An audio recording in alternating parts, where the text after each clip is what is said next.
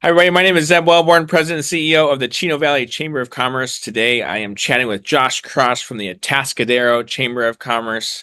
I'll do a little bit of what I know about Josh. Josh does a phenomenal job, has been recognized as from the WAC Academy. They recognize kind of like the up and coming leaders of the group. So he was the Rusty Hammer Award winner, which I got to present to him when he got that one. And then he's been doing some phenomenal things on the marketing front, very involved with WACE, and I know is helping with the conference committee and doing a lot of marketing for our upcoming WACE conference. So, Josh, congratulations on all that stuff, but also thank you for Thanks. chatting with me today.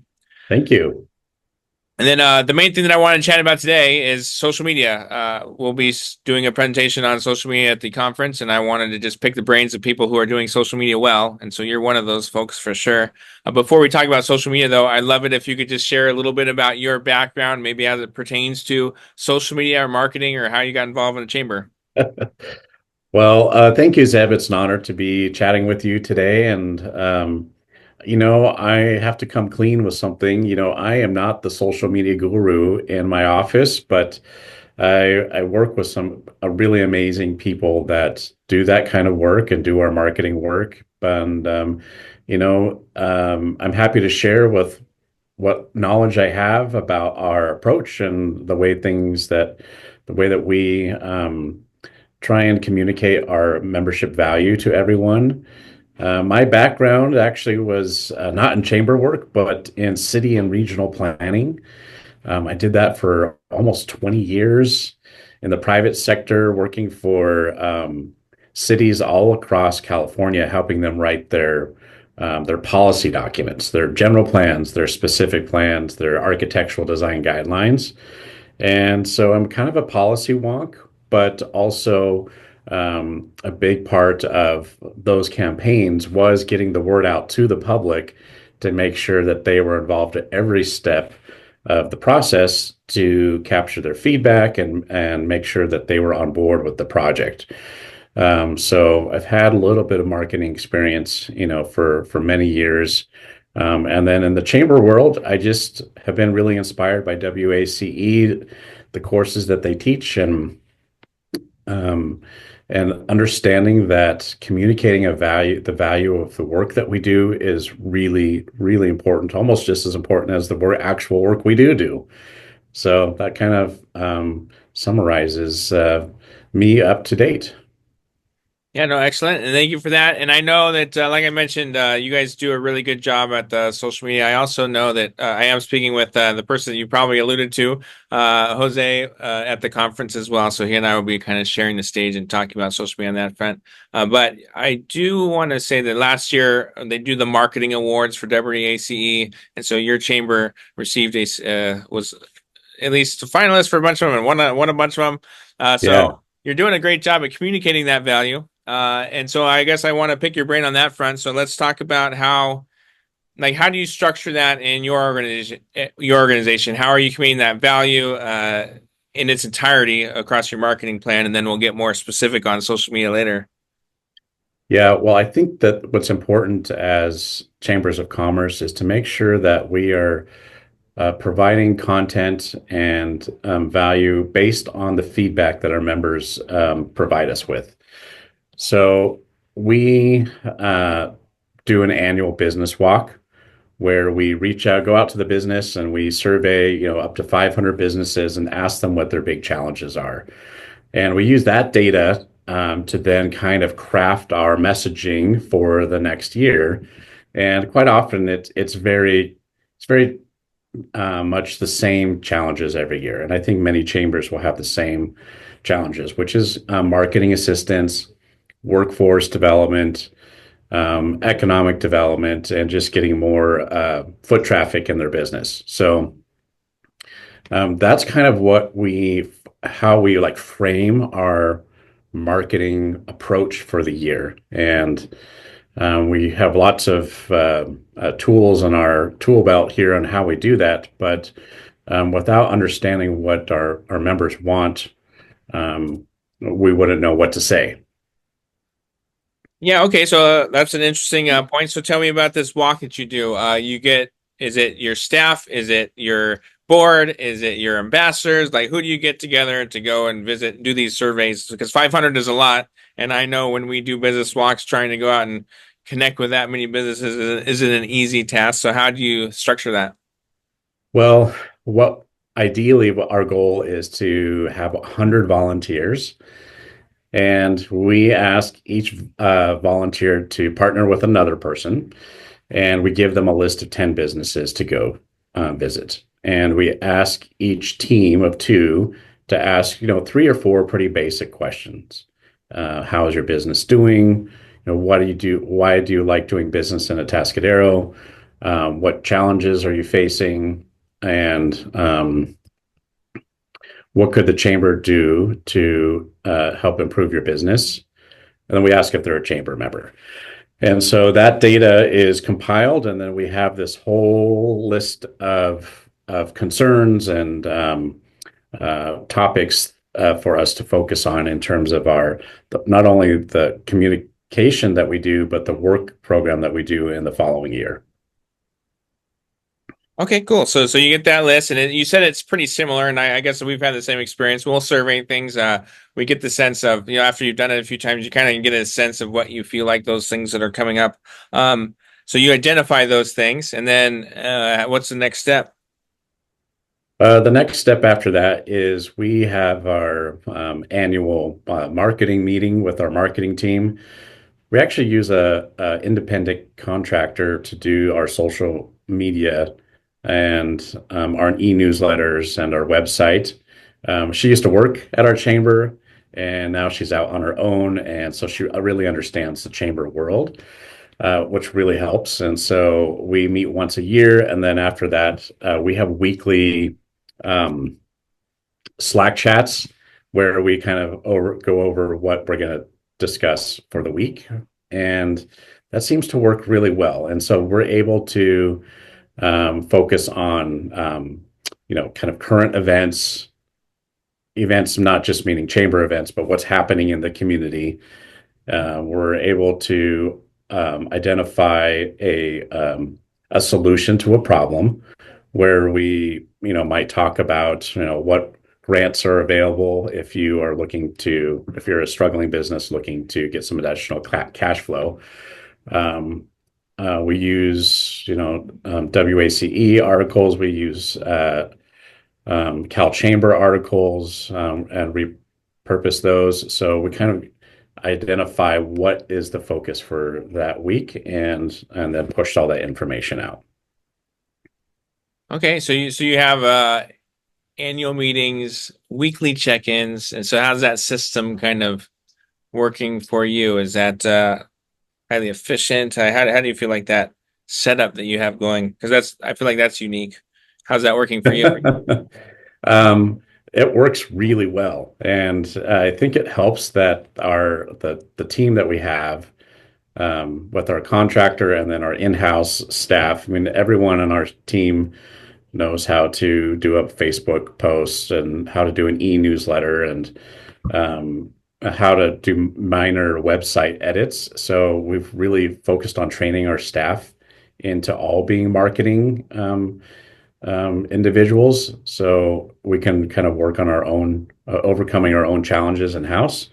So that's been beneficial. And then, Slack with our consultant is just great. I mean, she just knows our business really well. And so typically she'll reach out to us and say, I'm thinking on Tuesday we'll talk about, this thing, and then Thursday we'll talk about this other thing. Do you approve? And it's usually a thumbs up or thumbs down. So she comes to me with a bunch of ideas, and then it's just whether or not we agree on that, or if I have some other hot topic that would take precedent over that. All right, well, yeah, let's get into a little more granular stuff on I the know, right? social That media. is how the sausage is made here That's good. on Monday Uh, mornings. yeah, so when it comes to like your strategy or approach to that, other than having that monthly annual thing and the weekly kind of check-ins, is there anything that you feel like that you guys do really well? So like when you point at your social media, what are the things that Atascadero you feel like does really well on social media? Well, I think that we do a good job. We follow all of our members on social media and we will pick out, we will share their wins. And I think that's important for chambers to do is to share our members' wins. So you know, if they're winning an award or if they had some milestone achievement or if they hire new staff or if they have a new menu item, those are all things that we will then repurpose and post in a future social media push. So building off of just what our members are doing and what's important to them helps us develop our content.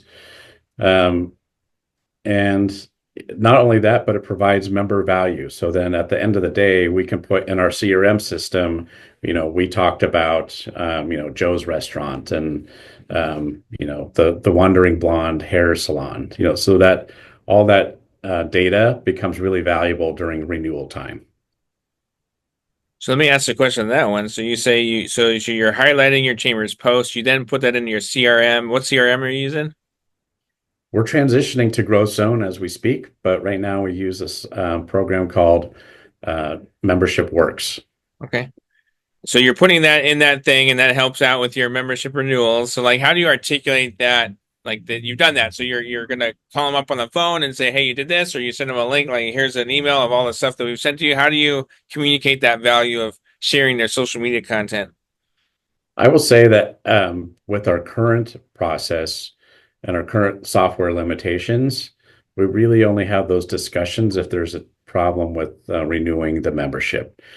So if someone's kind of on the fence about renewing, we go back in, we look at their notes, we see, how many times did we refer them and how many social media posts did we do on their behalf? And, any other item that we've done for them, we'll provide them with the list. And we usually assign a bit of a monetary value to that. So, for their membership dues, they actually got more money back in return in terms of marketing dollars. Yeah. Good, good. Okay, and is there anything else you feel like you do really well on the social media front? On social media, gosh, it's just, we what we have found a lot of success in on social media is for our own internal programs and events. We always put together a Facebook event, and we create that event and get people interacting with that, getting our board, getting our ambassadors, getting our staff to all interact with that, which helps with the SEO on it. We also typically will purchase a series of ads for each of our programs or events, and then we assign marketing dollars to boost posts so that we get lots of engagement that way. And depending on the level of the program or the event, might be as little as $50 or as much as $1,000 to boost those posts, and that really has helped us with our grow our events. We know who our specific consumer is outside of the chamber world, and so we target them very heavily. Yeah. We also analyze our what do you call it? The clicks, the Sure, sure. The statistics, engagement. the analytics. We Yeah. do that. We look at the analytics to see what posts are working. Is it men or women that are responding to each of our posts? What age demographic are they coming from? Which area of our county are they clicking in from? So we look at all of that to help us really laser focus where we should spend our marketing dollars.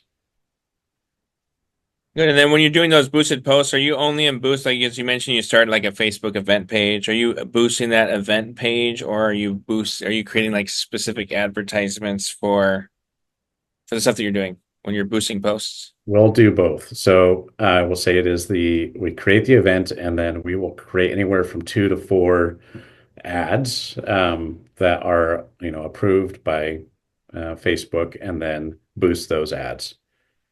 Yeah. And yeah, we get I mean, our event revenue has just gone way up over the last couple of years after we've started doing that. And it's taken the place of the dollars we used to spend on print. We used to buy ads in other magazine publications and newspapers and radio and TV. And we have really found that social media is the best bang for the buck. And we just get so much more return on our investment by using social media. Cool. All right. Is there anything, how about like a specific thing that has done really well? Is there anything that you know, off the top of your head, is there anything that there was an event or a post or a thing that you did on social media that took off more better than you expected? Well, I'm still waiting for that day for one of our things to go viral. We haven't done that. I Uh-huh. think it's, steady engagement. We try not to get too political, which usually causes a lot of folks to respond.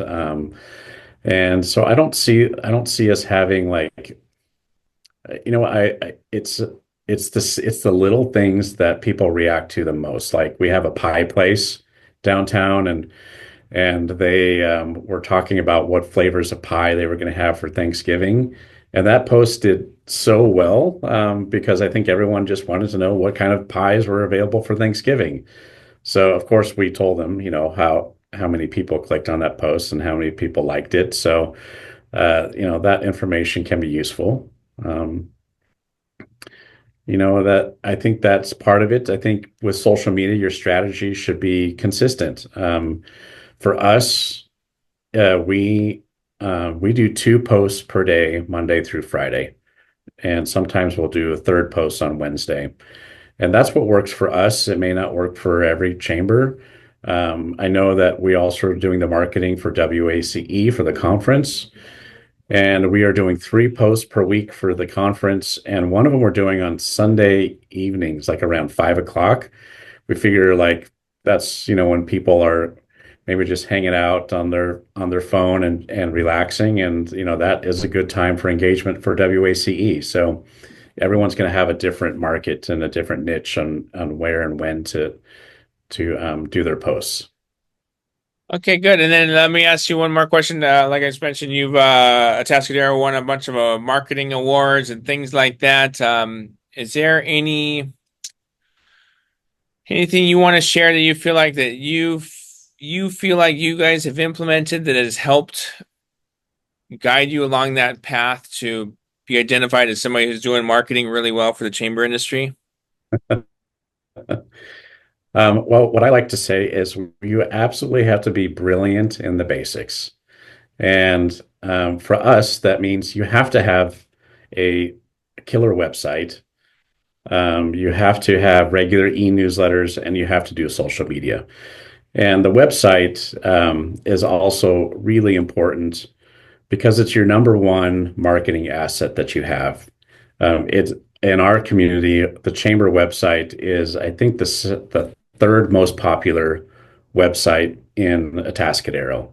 It's the city, the tourism board website, and then the chamber website. And we work really hard on that SEO to get our chamber to pop up as being number three. So you definitely always want to be, and I think the rule of thumb is to be in the top seven when it comes on the return on Google.